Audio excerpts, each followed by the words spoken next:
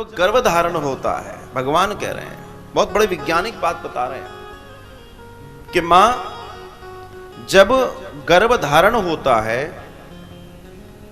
तो जब जिस दिन जिस रात्रि में गर्भ धारण होता है, एक मां गर्भ धारण करती है, उस रात्रि में भी हमारे यहां उस गर्भ को, उस भ्रूण को जीवित माना गया है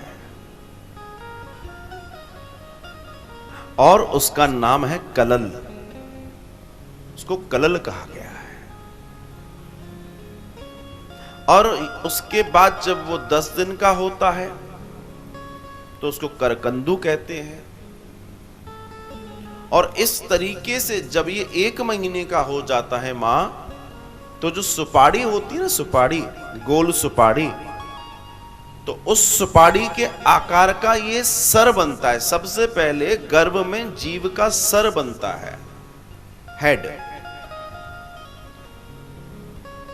और जब 1 महीने में ये हेड तैयार हो जाता है, फिर ये हेड आज्ञा देता है कि अब शरीर का निर्माण हो।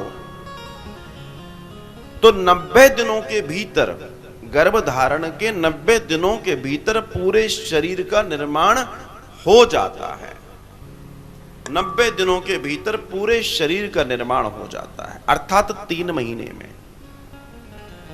और जब 3 महीने में शरीर का निर्माण हो जाता है, उस 3 महीने में यह भी तय हो जाता है कि वो बालक है या बालिका। अगर वो बालिका है तो मां की बाईं कुक्षी में होगी और बालक है तो दाईं कुक्षी में होगा। ये बड़ा सीधा सीधा विज्ञान है।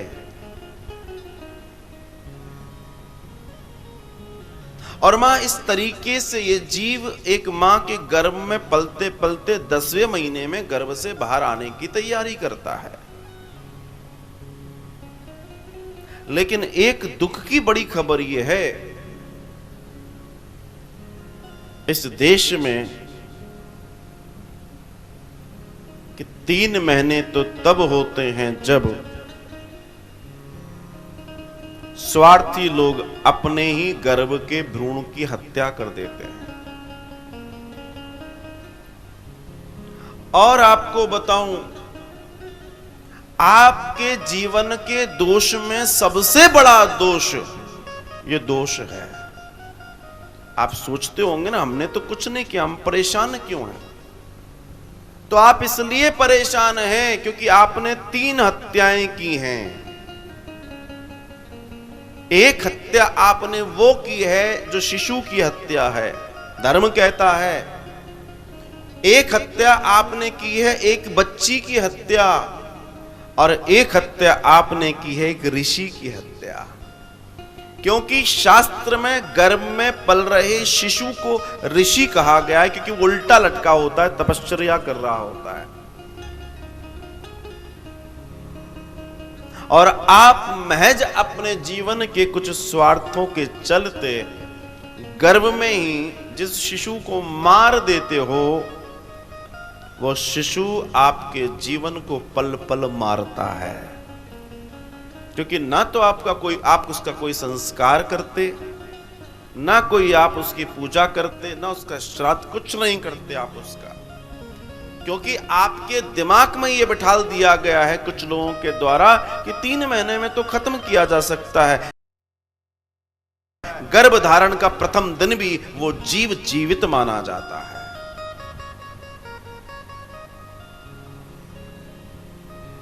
और ये बड़े शर्म की बात है कि सभ्य समाज में रहने वाले लोग ये कार्य कर रहे हैं।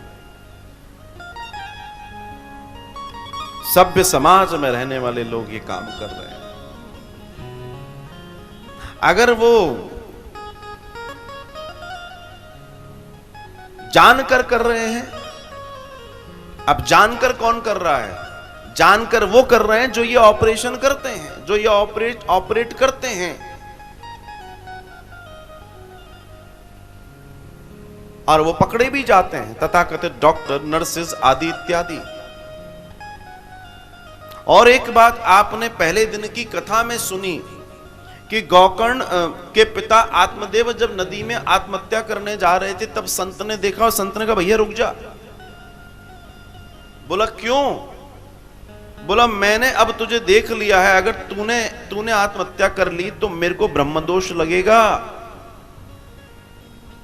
मेरे भाई बहन, मैं आपको ये प्रमाण इसलिए दे रहा हूं क्योंकि जिनकी जानकारी में इस तरह का कार्यक्रम होता है, सुनिए, जिनकी जानकारी में इस तरह की भ्रूण हत्याएं गर्भ में ही कर दी जाती हैं, उन सब को ब्रह्म दोष, हत्या दोष, ऋषि हत्या दोष लगती है।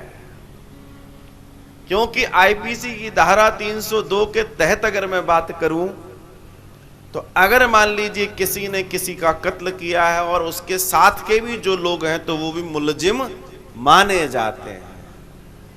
जब यहाँ की धाराओं में ऐसा है तो वहां की धारा में तो बहुत सारे प्रमाण हैं जो आप सुनेंगे तो कांप जाएंगे, नींद नहीं आएगी और कुछ के तो हार्ट फेल हो जाएंगे महाराज।